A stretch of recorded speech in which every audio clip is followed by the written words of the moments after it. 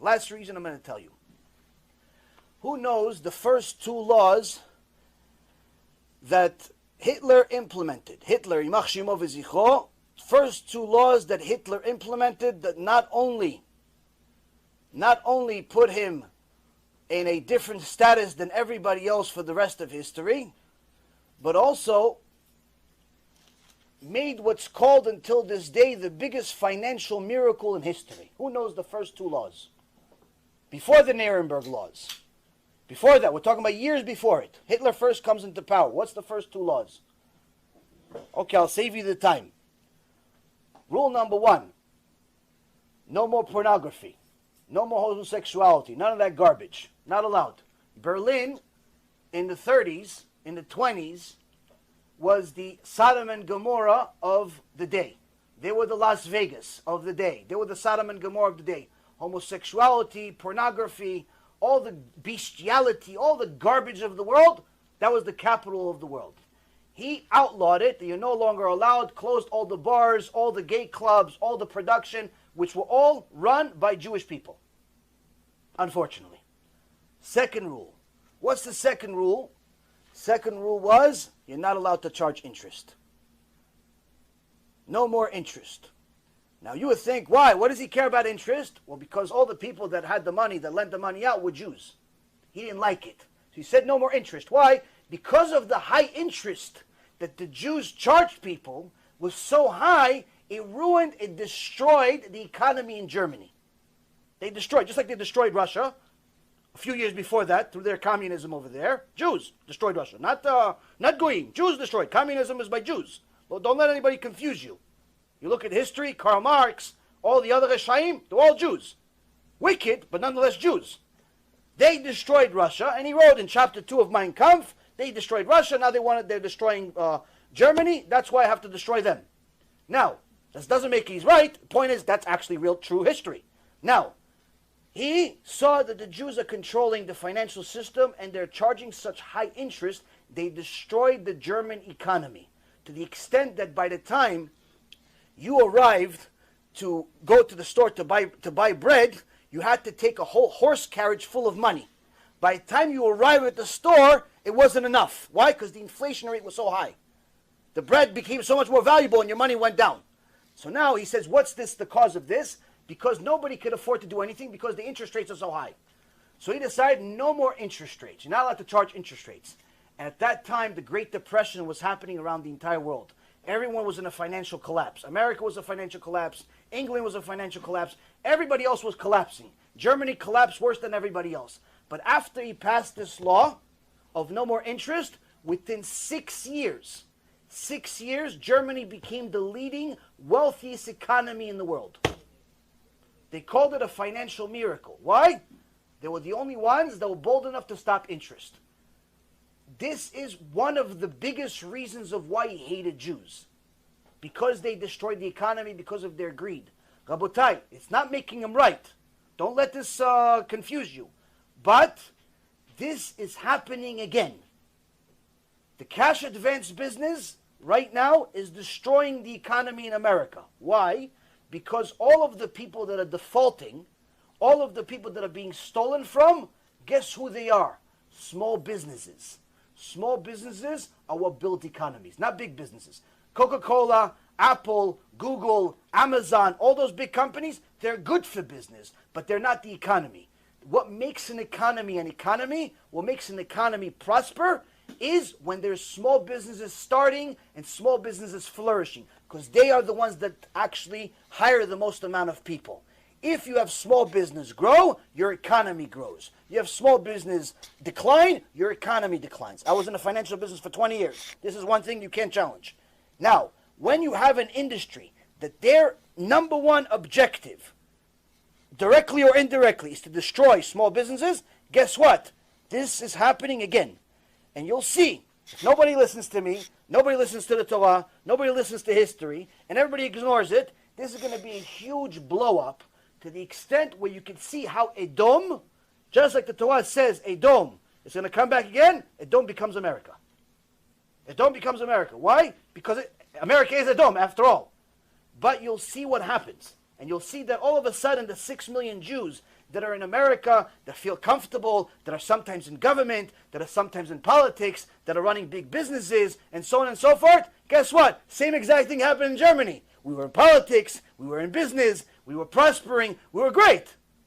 In Germany, same exact thing. In Greece, same thing. In Rome, same thing. In Egypt, same thing.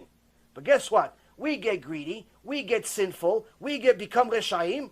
What happens? Hashem says, oh, you want to be Reshaim? I'll punish you. With what? With the same goy that you wanted to become like. And this, Rabotai, is what's happening under our noses. And unfortunately, this, I don't know whether the Gdolim that we have in this world today are unaware or nonchalant. I'm not really sure. All I can tell you is, I've had in my career 5 times, 5, maybe 6 times, where I had a aha moment. Meaning, I saw something, to me was clear as day. I knew this deal was going to work out. I saw a stock, it was $4, I said this is worth 32. How long? 2, 3, 4 years. It's going to be 32. Sometimes happen faster, sometimes longer. 5 times in my career, certain things like that happened to me, Baruch Hashem. This, for sure, is an aha moment. Unless the government actually, by Chazdei Hashem, by mercy of Hashem, interferes with that industry and completely ruins it, we will see a Holocaust starting from this business. So let me explain to you.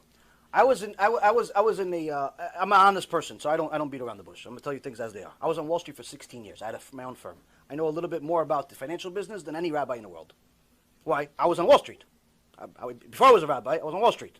I had a firm, I had a brokerage firm, had a hedge fund, had an insurance company. Baruch Hashem, I was an executive. I was on CNBC, I was on Bloomberg. I was somebody.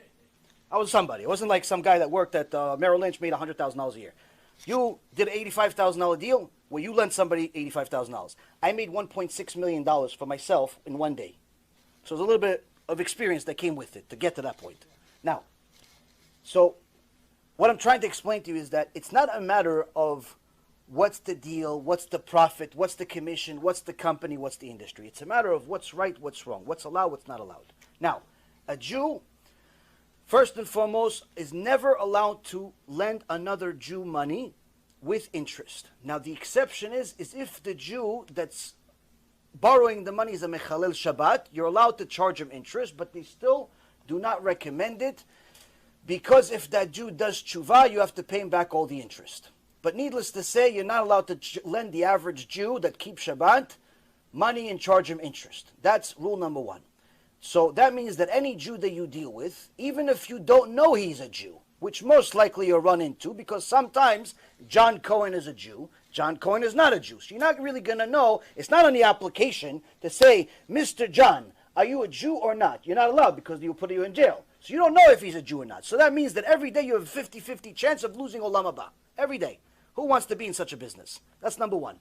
Number 2, even if you only deal with goyim, you're still not allowed to do something called usury.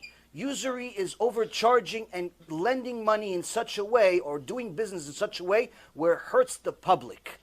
When you charge somebody an interest that is drastically above the norm being bank rates, regular bank rates, and what's legally allowed according to the law, when you charge them such an interest rate that it becomes very difficult, to the extent of almost impossible for the average person to pay it back, you are now in a business where you're taking advantage of people. If he can go to Wells Fargo and get the same loan for 8%, and you're charging him 80%, it doesn't matter that you're not 300%. Even if the average was 8 and you were 15, you are in a problem. Even if the average was 8 and you are 30, you are in a problem. It doesn't have to be 300. 300 just means you're just a psychopath. 80% is still highway robbery. 80% is still against halacha. Still not allowed to do it even for goyim.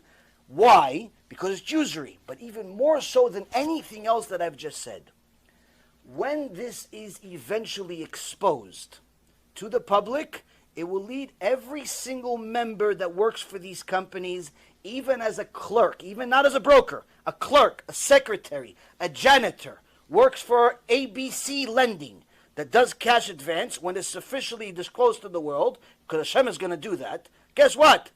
Chilul Hashem. And any single person that's involved in Chilul Hashem, the Reshit Chochmah says what the Gemara in Masechet Rosh Hashanah, page 17a says, he goes to Gehenom and he doesn't leave. Ever. Even after Mashiach. So why would anybody want to associate with even 1% of anything I just said. The lending, the taking advantage, the chilul Hashem, the usury, the unethical, even the rabbi that you said that, oh, you really shouldn't do it, but yeah, you can. What kind of rabbi is that? It's a puppet. You have to find yourself a real rabbi that's going to tell you, not allowed. No, not recommended. Not allowed. Not allowed. That's what it is. Not allowed. You have to quit tomorrow. Go, how about this? Do yourself a favor. Go on Bloomberg. Bloomberg, go on Google, go on Bloomberg. You look at cash advance business. It's a 5-part article explaining the entire industry for you. Everything I just said with a little bit of sugar on it. Everything I just said without the Torah part. I'll tell you exactly about all the criminals that are in the business. Unfortunately, one thing that we know, I know personally, that the article doesn't know as much, is that predominantly the people that are in this business are guys that used to be in the brokerage business that went to jail, criminals, thieves, psychopaths, mafia, but predominantly it's Orthodox Jews. Predominantly it's Orthodox Jews funding it, selling it, and you have even yeshiva kids that have no skills whatsoever going into that business and starting to make $10,000, $20,000 a month without even knowing what to do. Why? This is much worse than the boiler room days of the stock market business was 30 years ago. Because back then, 30 years ago, when there were unethical brokers in the world, you still had to have selling skills. Why? Because at the end of the day, the guy is giving you money, and you're giving him a dream. Here, you're the one giving him the money. There's no selling. You don't have to do anything. Why? He's the one calling you, asking you, please lend me money. He doesn't know that he's signing a death sentence. He doesn't know that he's about to lose everything he has if you're crooked, if you wink the wrong way, if you have a bad memory, if your alarm doesn't go off. He doesn't know any of that stuff. He thinks, no, you're Joe, my friend. Joe calls me every Tuesday until we close the deal. Guess what? Joe's no longer in a deal after you sign. The broker is no longer in a deal. You call him after the COJ is being implemented. Joe doesn't pick up the phone. Why? Joe's not in control. He's just a broker. He got paid his commission. Rabotai, if you are in this business, if you know somebody in this business, and you don't hate them, and you don't hate yourself, you have to send them what I just said, and you have to get them out of that business no matter what you have to do. If you love Jews, you have to let people know this is going to bring an ason to Am Yisrael. It's going to bring a disaster to Am Yisrael. It's going to bring a disaster no different than the Holocaust.